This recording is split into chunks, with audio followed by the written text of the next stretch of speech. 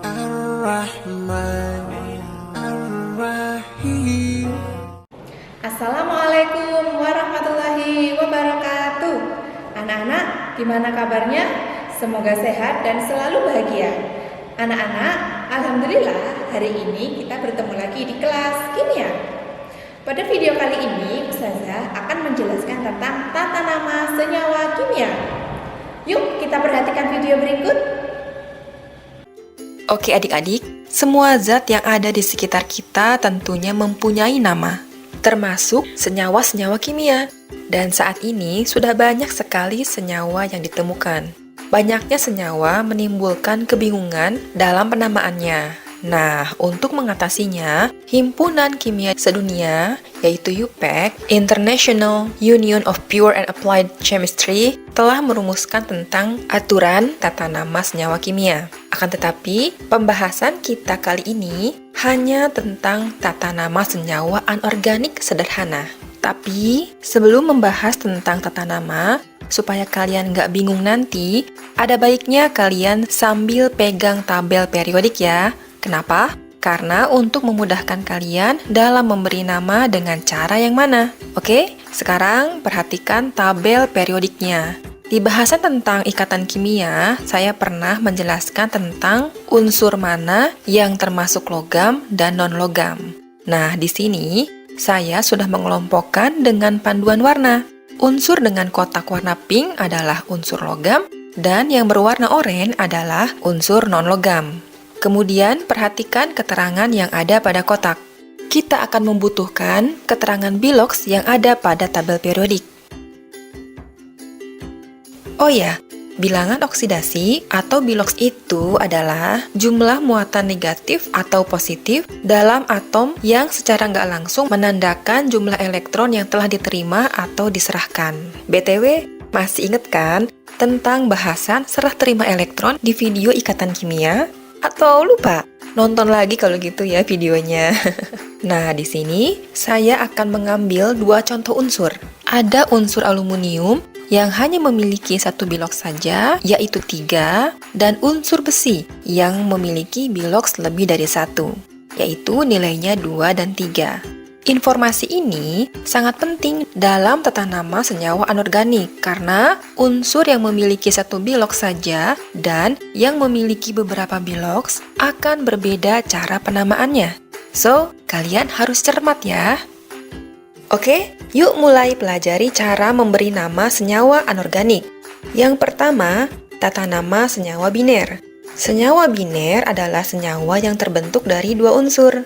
Untuk penamaan senyawa ion atau senyawa yang terbentuk dari unsur logam dan non-logam, jika unsur logamnya hanya mempunyai satu biloks, contohnya seperti unsur Al, Mg, dan Na, maka tata namanya kalian tuliskan nama logam, kemudian disusul dengan nama non-logam, di mana nama non-logamnya diberi atau diganti dengan akhiran ida. Sebagai contoh, senyawa NaCl. Perhatikan, Na adalah logam dengan satu biloks dan namanya adalah natrium. Kemudian, Cl itu non-logam dan namanya klor. Lalu, kita beri akhiran ida menjadi klorida. Sehingga, untuk nama senyawa NaCl adalah natrium klorida. Contoh lain, MgCl2. Mg itu magnesium, kemudian Cl itu klor. Tambahkan ida menjadi klorida. Sehingga, nama senyawanya adalah magnesium klorida. Untuk unsur logam yang mempunyai beberapa biloks seperti besi, mangan, dan tembaga, maka tata namanya tulis nama logam diikuti dengan biloks logam tersebut. Penulisannya menggunakan tanda kurung dan angka Romawi, kemudian nama non-logam dengan akhiran ida. Sebagai contoh, senyawa FeCl2. Fe itu besi, kemudian nama non-logamnya klor dengan akhiran ida, jadinya klorida. Kemudian tambahkan biloksnya. Biloks Fe itu ada 2 dan 3. Untuk senyawa ini, biloks Fe-nya 2. Kita tuliskan seperti ini di sini, maka nama senyawa dari FeCl2 adalah besi 2 klorida. Berikutnya, Cu2O. Cu tembaga, Nama non-logamnya oksigen dan rubah akhirannya dengan ida. Tapi bukan ditambahkan sehingga namanya menjadi oksigenida ya, tapi akhirannya diganti menjadi ida, jadi oksida. Tembaga ada 2 biloks, 2 dan 1. Untuk senyawa ini, biloksnya 1, maka nama senyawa Cu2O adalah tembaga 1 oksida. Oh ya, untuk tata nama senyawa ion dengan logam yang mempunyai beberapa biloks, bisa juga unsur logam dengan biloks yang lebih kecil ditulis dengan akhiran O, sedang yang besar ditulis dengan akhiran I. Tapi nama logamnya yang digunakan adalah nama latinnya ya. Sebagai contoh, FeCl2. Nama latin dari besi adalah ferrum. Kemudian di sini kita lihat besi ada 2 biloks, yaitu 2 dan 3. Berarti biloks 2 itu biloks yang kecil atau lebih kecil, dan biloks 3 adalah biloks besar atau yang paling besar. Dan untuk senyawa FeCl2, biloks Fe-nya 2, berarti biloks kecil. Maka ferrum ini kita tulis akhirannya dengan O, bukan ferrumo ya, tapi ferro. Sehingga nama senyawanya adalah ferroklorida. Sama pun dengan Cu2O. Nama latin dari tembaga adalah cuprum. Di sini, biloks Cu adalah 1, maka termasuk biloks kecil. Kita ganti akhirannya dengan O menjadi cupro. Sehingga nama senyawanya adalah cuprooksida. Mudah kan adik-adik? Jangan sampai kebolak-balik ya. Kalian harus cermat dan teliti, oke? Next, tata nama senyawa biner untuk senyawa kovalen. Senyawa yang terbentuk dari unsur non-logam dan non-logam. Perhatikan dulu yuk ketentuannya. Yang pertama, unsur yang cenderung bermuatan positif atau biloks positif ditulis di depan, dan atom yang cenderung bermuatan negatif atau biloks negatif ditulis di belakang dengan urutan berikut ini. Contoh, N dengan O. Rumus senyawanya itu NO bukan ON, karena unsur yang terdapat lebih dulu dalam urutan ditulis di depan. Kita lihat, N lebih dulu daripada O, maka NO bukan ON. Kedua, disebutkan jumlah atom dan nama unsurnya dengan jumlah atom atau indeks dalam bahasa Yunani dan diberi akhiran ida. Jika jumlah atomnya 2 disebut di, kalau 5 penta, 8 okta, dan seterusnya. Ketiga, indeks 1 tidak perlu disebutkan, kecuali untuk karbon monoksida. Maka, tata nama senyawa kovalen adalah seperti ini. Contoh, CO2, C non-logam, O non-logam. Kemudian indeks atau jumlah C-nya 1. Abaikan saja ya, karena nggak ditulis. Kemudian indeks O itu 2. C nama kimianya karbon. Kemudian kita tulis indeks oksigen, karena 2 berarti di, dan disusul dengan nama kimia O, yaitu oksigen dan diberi akhiran ida, menjadi oksida. Sehingga nama senyawa dari CO2 adalah karbon dioksida. Selanjutnya CO. Baik indeks C maupun O sama-sama 1. Seharusnya indeks dalam bahasa Yunaninya tidak perlu ditulis, namun ada pengecualian untuk senyawa CO. Indeks 1 atau mono pada oksigen tetap disebutkan. Maka C itu karbon, kemudian oksigennya ada 1, dan akhirannya ida. Sehingga kita tulis monooksida. Namun, O dan O yang ini bisa dilebur ya menjadi monoksida.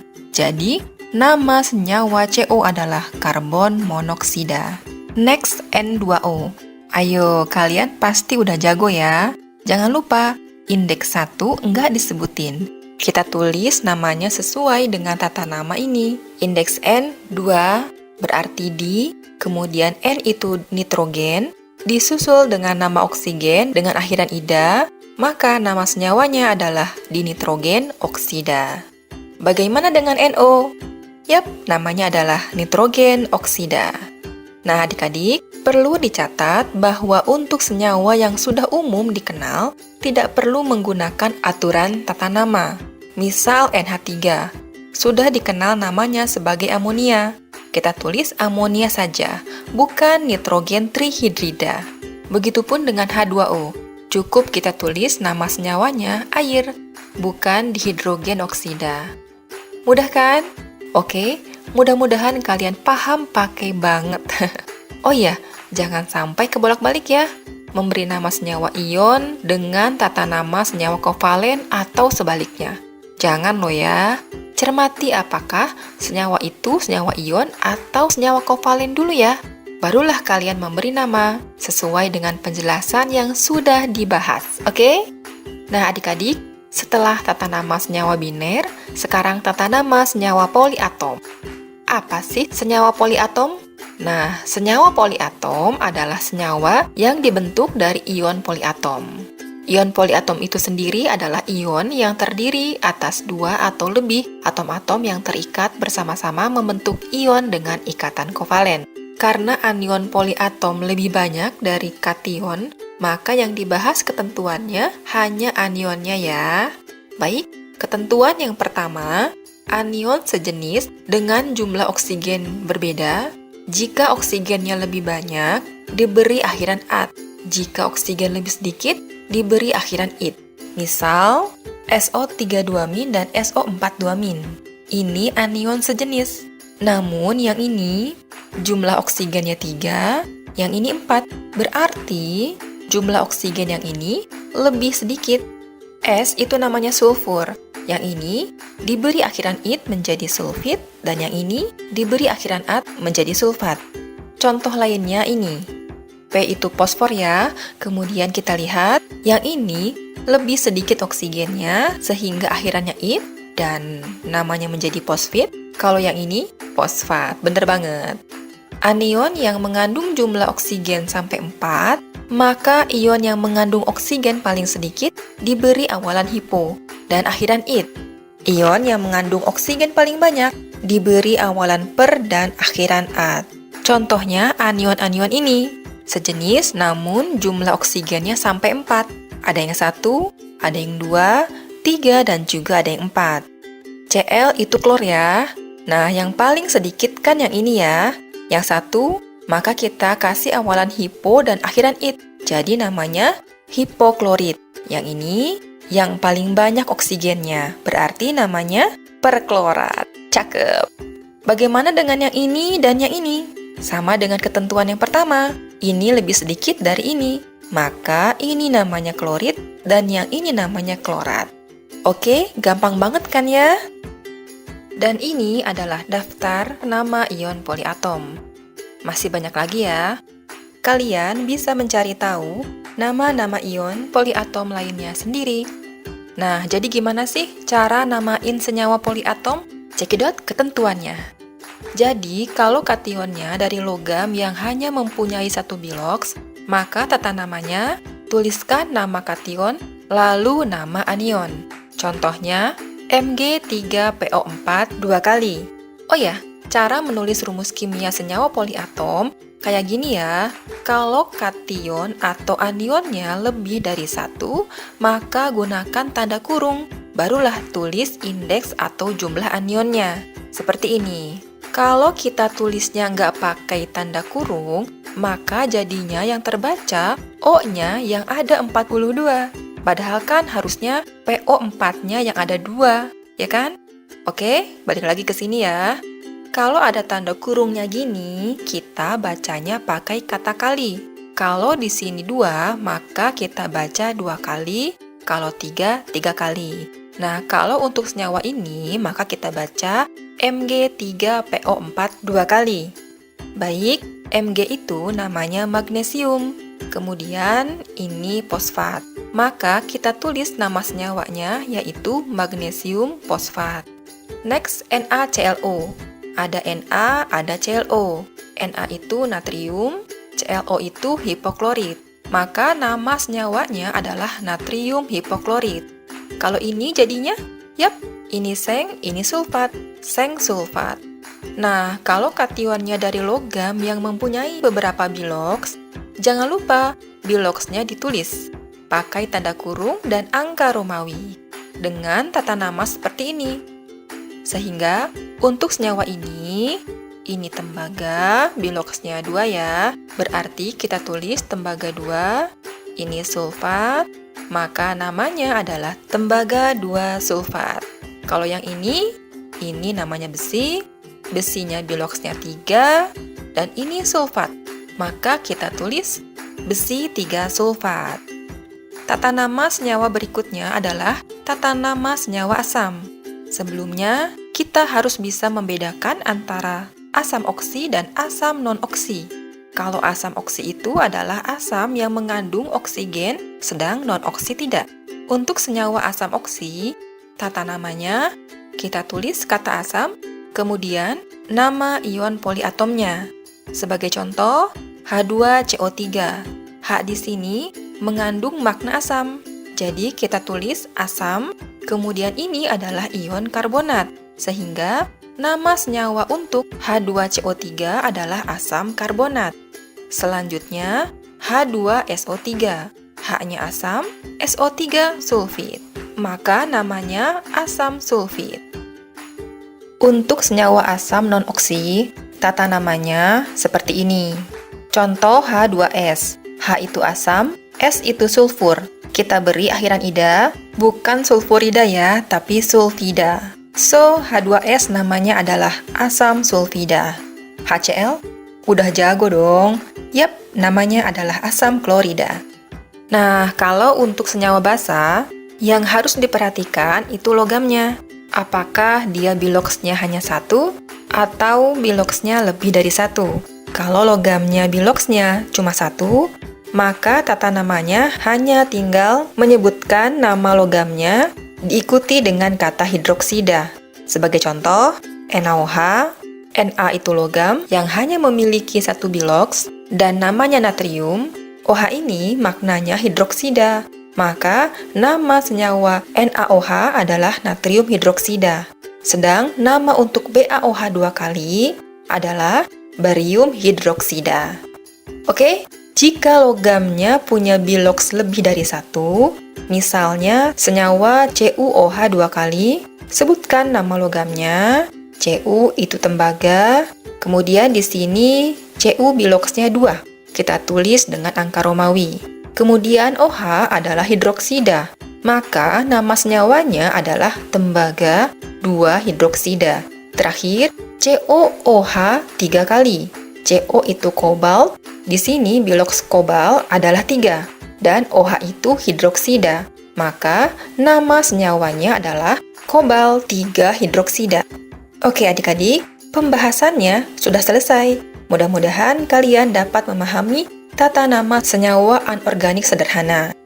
Namun, mungkin masih ada yang bingung, gimana sih cara tahu Cu dalam senyawa yang ini biloxnya 1, yang itu 2, dan untuk senyawa yang lain juga begitu, masih bingung. Oke, sebetulnya ini ada hubungannya ya dengan materi ikatan kimia.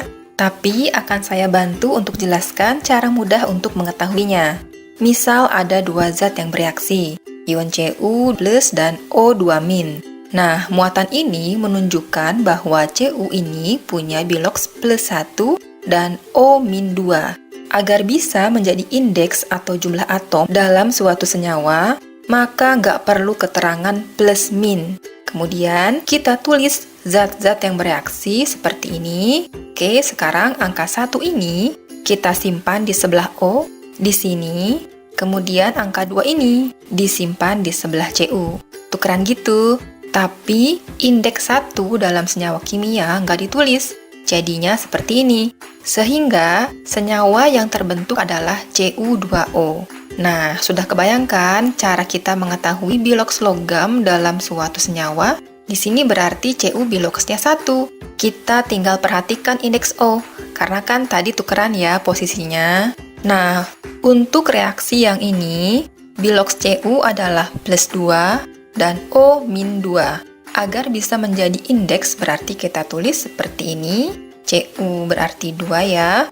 O juga 2. Kita tulis dulu zat yang bereaksi, Cu dan O. Angka 2 ini disimpan di sebelah O dan angka 2 yang ini di sebelah Cu. Sehingga menjadi Cu2O2. Berarti bilox Cu-nya 2 ya. Namun, angka 2 ini masih bisa disederhanakan dengan sama-sama membaginya dengan angka 2 tentunya. sehingga penulisan senyawa yang terbentuk adalah CuO. Terakhir, Cu2+ dan OH-, berarti di sini 2 dan ini 1. Kita simpan seperti ini dan jangan lupa beri tanda kurung pada poliatomnya. Oke, berarti kita bisa mengetahui biloks Cu dari indeks ini. Paham kan? Alhamdulillah. Semoga bermanfaat ya. Sampai jumpa di video berikutnya. Terima kasih. Bagaimana materinya? Mudah bukan? Anak-anak, agar kalian semakin paham tentang tata nama senyawa kimia, Ustazah punya game nih. Sebelum kita mulai, ambil potongan-potongan puzzle yang sudah kalian siapkan. Misalnya, Ustazah punya kation Na+ dan anion Cl-. Kita ambil puzzle yang punya 1 lubang dan pasangannya yang memiliki 1 lubang. Lubang pada puzzle menunjukkan muatan atau biloks. Jadi, kalau kita gabungkan puzzle-nya seperti ini, lubang puzzle-nya penuh atau tidak ada yang kosong. Artinya, muatan pada senyawa ion adalah netral atau sama dengan 0. Sehingga bisa kita tuliskan rumus kimianya adalah NaCl. Nama senyawanya adalah natrium klorida. Contoh yang kedua, misalnya Ustazah punya kation K+ dan anion S2-. Kita ambil puzzle yang punya 1 lubang dan puzzle yang punya 2 lubang. Seperti ini. Ustazah misalkan puzzle yang warna merah adalah kation dan puzzle yang warna hitam adalah anion. Ketika kita gabungkan puzzle-nya seperti ini, maka 1 lubang tidak punya pasangan. Nah, artinya kita butuh 2 K+ untuk melengkapi lubang pada S2-. Sehingga puzzle-nya bisa penuh seperti ini. Jadi, jumlah ion K+ ada 2 dan jumlah ion S2- ada 1. Sehingga rumus kimianya adalah K2S. Nama senyawanya adalah kalium sulfida. Selanjutnya, contoh yang ketiga. Misalnya, Ustazah punya kation Ba2+ dan anion OH-. Caranya sama, kita ambil puzzle yang punya 2 lubang dan yang punya 1 lubang. Seperti ini, Ustazah misalkan puzzle yang warna merah itu adalah kation dan puzzle yang warna hitam adalah anion. Kita lihat lubang di puzzle Ba2+ ada 1 yang kosong, maka kita ambil 1 puzzle OH-. Seperti ini, sehingga puzzle-nya bisa netral. Puzzle dikatakan netral jika semua lubang yang di puzzle sudah ada pasangannya atau tidak ada yang kosong. Nah, artinya ada 1 kation Ba2+ dan 2 anion OH-. Sehingga bisa kita tuliskan rumus kimianya adalah BaOH2. Karena OH adalah ion poliatomik, maka jika jumlahnya lebih dari 1, wajib diberi kurung. Sehingga nama senyawanya adalah barium hidroksida. Bagaimana anak-anak? Paham kan? Nah, sekarang coba kalian pakai puzzle ya. Misalnya, Ustazah punya kation H+ dan anion CO3 2-. Kira-kira rumus kimianya apa ya? Iya, betul. Rumus kimianya adalah H2CO3. Misalnya, Ustazah punya kation Zn2+ dan anion MnO4 2-. Kira-kira rumusnya bagaimana ya? Iya, betul. Rumusnya adalah ZnMnO4. Gimana? Mudah bukan? Nah, anak-anak, sekian video kali ini ya. Semoga bermanfaat. Assalamualaikum warahmatullahi wabarakatuh. Sampai ketemu lagi di video selanjutnya. Salam kimia. رب اجعلني مقيم الصلاة ومن ذريتي ربنا وتقبل دعاء